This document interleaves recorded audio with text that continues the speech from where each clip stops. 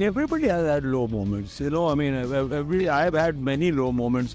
I survived because of the grace of people like Samir Nair, or when many other people, right? So, I mean, I say what I say. I'm not an easy person, but I'm not a sensationalist. See, I'm not here. I'm not a guy who's means to insult, offend. Well, actually, when we first set out to make this show, and when we decided to set it in Kashmir, is distinctive from Fauda because Fauda was Israel versus Palestine, and we chose not to make this India-Pakistan because that's done to them. So I'm not different from what I do. Sure. And my personal politics is part of informs what I do. Right, I'm me, right? 100%. It's not different people as political person or whatever. A lot of people are able to sort of... I'm not, no, I don't. But I'm not sensationalist either. Absolutely. I'm not calling attention. There's a certain criticism I have of those that sensationalized. Hello everyone, I'm Rudrani and welcome to Speak Easy. My guests today are extremely talented and I must say extremely fearless. And to make content that they make, you have to be there. I'm with the Team of Tanaav. Season 2 is here. We're right now sitting in a very special place. We're actually in Kashmir, Srinagar, in a banquet hall, I know. But believe us when you see the footage that we were on the sets. I'm talking to this absolutely fearless team who continue to do fearless storytelling. Thank you for joining in. Thank you, sir. I used the word fearless almost thrice. But I'll tell you why I said that. I feel like with the current scenario that we have today, where content is being controlled at some level, where people have opinions, where social media opinions get counted, you are questioned on the content you put out. It's very difficult to still balance all of that out and make shows that you think are going to be path-breaking, are going to be interesting content. I think... Actually, like when you talk about oversight on content that's being made or the conditions that we are in or things. I think this is commonplace. This has always been there. There's always been an establishment. There's always been some sort of oversight, and rightfully so. You live in society and, oftentimes your content has to both reflect society and to hold a mirror up to society. That's what you're supposed to do. Sure. So I don't think we live in any special times. I think what we do is that it is important on the kind of stories that we want to tell and how we choose to tell them and how we sort of, shape opinion of society as we go forward. And I think that's our sort of approach to it. So we are looking for difficult stories to tell. Then difficult men like us get together and try and tell those difficult stories and, and try and take it to the widest possible audience. Not for any other reason, but these are stories to be told and we should tell them well. So I don't know whether we are really in the process of it, dwelling so much on what you can't do as much as how you should do it. Fair enough. But when you say, I don't think these are such special times, but people have struggled putting out content. When we talk about other shows like Thunder, people have opinions and say, this is affecting us. So, I don't think we can deny that as well. I suppose there's a learning in on how stories are to be told as compared to blaming the times we live in. Fair enough. The requirement of great art is to be able to, the great art comes out of a variety of obstacles that may be in your life. Pretty much. And I think that's what you're supposed to do. Absolutely. Like I said, that is why the word fearless being used again. We've known each other for a while. So I know that for you, your personal politics is as important as the show that you're creating. You can obviously, and this is of course a question for both of you, by the way. Of course, Niwas, I have to. So I want to understand what were, that thought process I'm sure continues in season 2, and how your personal politics also is important to hold on state with that while you're making stories like this. So I'm not different from what I do. Sure. And my personal politics is part of informs what I do. Right, I'm me, right? 100%. It's not different people as political person or whatever. A lot of people are able to sort of... I'm not, no, I don't. But I'm not sensationalist either. Absolutely. I'm not calling attention. There's a certain criticism I have of those that sensationalized. Right. So when when Samir asks me to make adaptation of Fauda and we sit together and think about it, either naturally we come to something or we don't.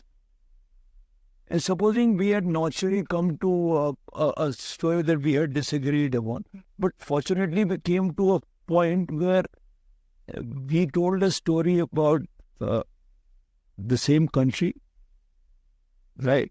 Not about two religions, about the ambitions, pain, suffering, love, losses of, set in the context of Kashmir.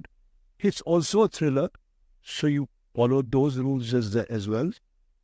And, fortunately, we have a point of view which doesn't seem to offend.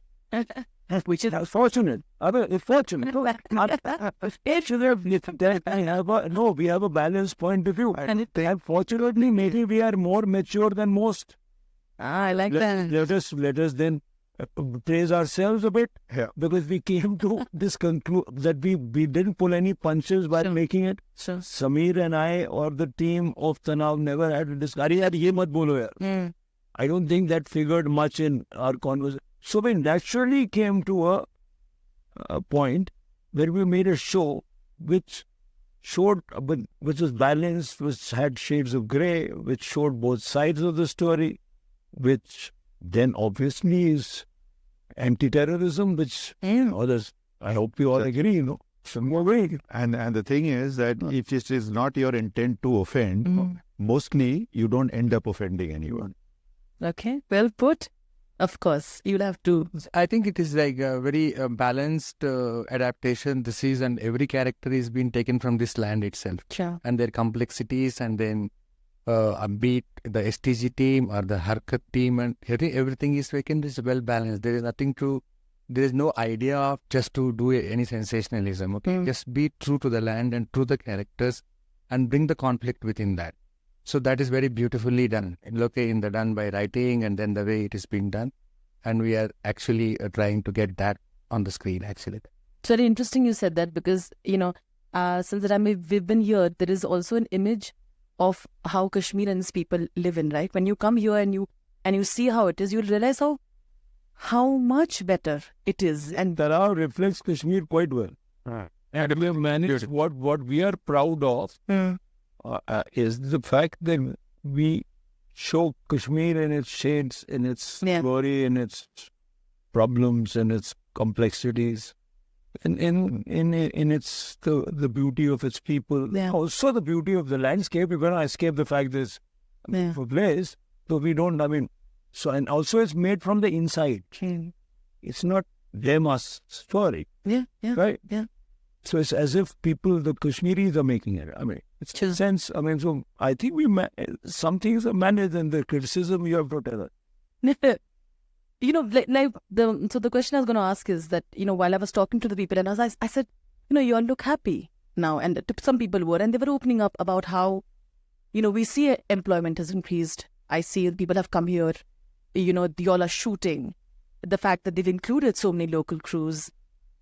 Unemployment was one of our major reasons for a lot of people going in a different direction and choosing the wrong path as well. And here we see, which is why it's related to what I saw today when I was just, talking to a lot of local people and otherwise, and even to the police who was there providing security during your shoots. And they are very open about how it's so much better, the relationship improved, which is, of course, a very different perception for a lot of people who don't know and don't come to Kashmir will think of, right? There is that idea of how terror is only what Kashmir is, and it is so much more than that. You all have been here for a while now, and it's a season 2, and you chose that. I feel like that also is reflective of why you do it a little bit here. You could have not doing it in sets. You know what I mean? This is also helping in a massive way. It has affected me in a very massive way. I think I'm a better filmmaker after making Tanaav. See, the work influences you. It's not you who only manipulate the work. Yeah. It's the whole environment, the work. If it didn't, then what's the fun of it? So you enjoy it, and you understand the land, the people, the context. You tell a story. Those people also teach you, those faces that you see when you live in a certain place. So now we know Kashmir a bit more than we did And I hope through us, people know more than they did, no?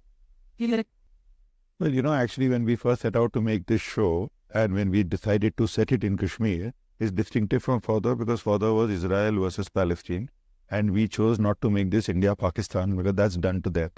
So we decided to make it a Kashmir story. So it's in Kashmir. Everyone is in Kashmir. They're all Kashmiris in whatever shape and form, but they're all. That was one. The other thing is that the typical image of Kashmir is that the beautiful wadiyan and the apples and the rosy cheeks and that kind of whatever paradise on earth sort of thing. And the idea really was that, and which I think our directors have done so beautifully, is that you get to see real people, right? And they're all real people.